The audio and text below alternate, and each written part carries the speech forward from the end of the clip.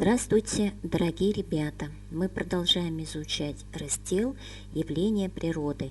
И сегодня у меня для вас интересный урок на тему «Гроза».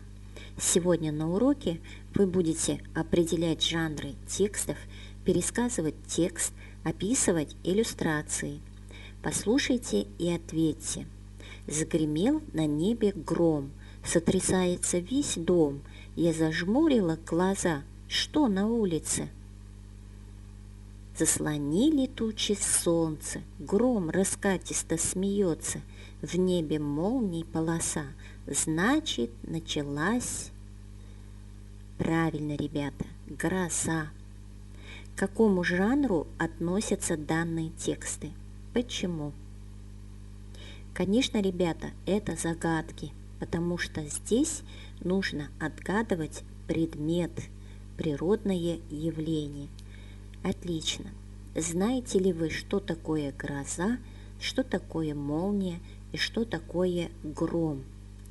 Гроза – это природное явление, при котором на небе появляются яркие вспышки света, молнии.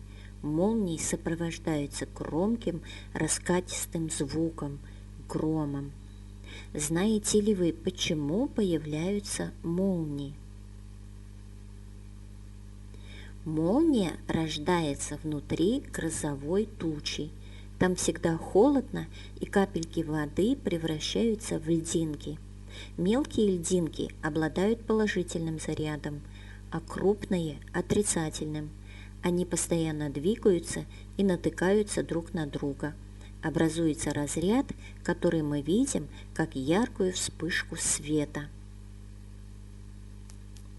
Прочитайте, ребята, текст и ответьте на вопросы. День подходил к концу, когда появились тучи. Они неслись по небу, черные и серые, лохматые и страшные. Черное облако мгновенно закрыло солнце, стало темно. Ярко сверкнула молния, она была поистине грандиозна. Через доли секунды грянул гром. Его раскаты ужасали. Ливень начался внезапно и лил, как из ведра. Раскаты грома слышались непрерывно и сопровождались яркими вспышками молний. Скоро дождь превратился в град. Его горошины быстро и звонко застучали по крышам, окнам, деревьям. Но вот град закончился, и солнце пробилось через грозовое облако. На зеленой травке лежали большие градины. Всюду бежали грязные потоки воды, валялись поломанные ветки и разбитые стекла. Вот так прошла гроза. Скажите, к какой части речи относятся выделенные в тексте слова?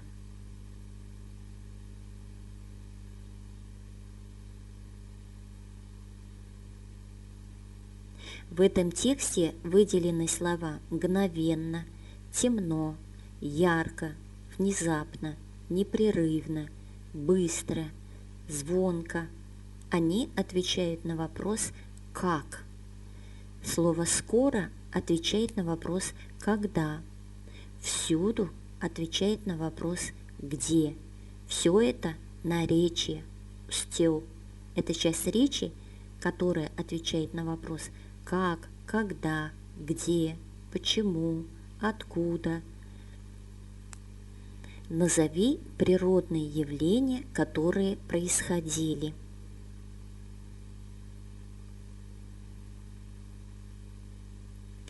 Сначала, ребята, появились тучи, затем сверкнула молния, грянул гром, начался ливень, дождь превратился в град, а затем пробилось сквозь облако солнце. Отлично. Определите жанр данного текста. Докажите. Конечно, ребята, это не загадка. Здесь не нужно отгадывать предмет. Это не стихотворение, потому что здесь нет рифм и ритма. Это не сказка, потому что здесь реальная история. Это рассказ, потому что здесь рассказывается о природном явлении, которое происходило в действительности. Отлично. Ответьте на вопросы по данному фрагменту текста. Ярко сверкнула молния, она была поистине грандиозна. Через доли секунды грянул гром, его раскаты ужасали, ливень начался внезапно и лил, как из ведра. Скажите, как вы понимаете значение слова «грандиозно»? Грандиозно – это значит великолепно, восхитительно и удивительно.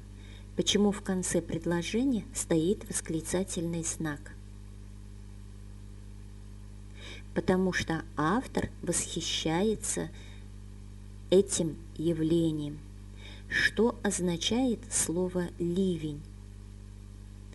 Ливень – это сильный проливной дождь, и льет он, как из ведра. Отлично.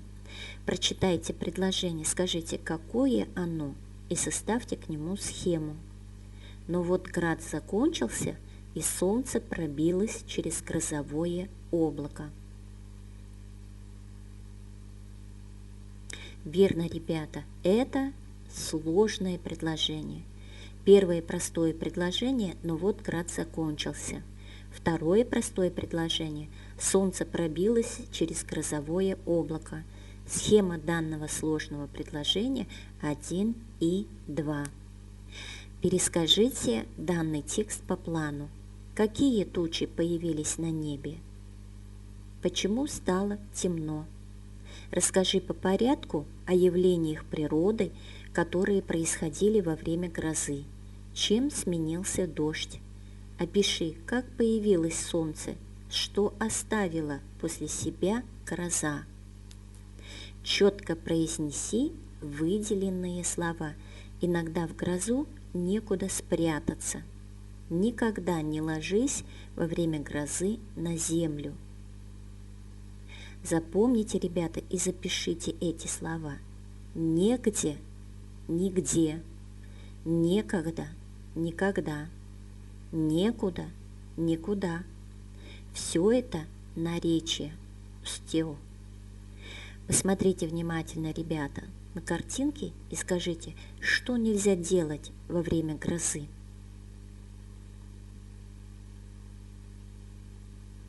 Конечно, во время грозы нельзя прятаться под деревом и стоять возле высоковольтных линий. Во время грозы нельзя звонить по мобильному телефону, а еще находиться у воды. Какие еще правила поведения во время грозы ты знаешь? Думаю, что ты сможешь ответить на эти вопросы. Не сомневайся в себе, у тебя все получится. А я с вами прощаюсь. До следующей встречи на канале Познавалка.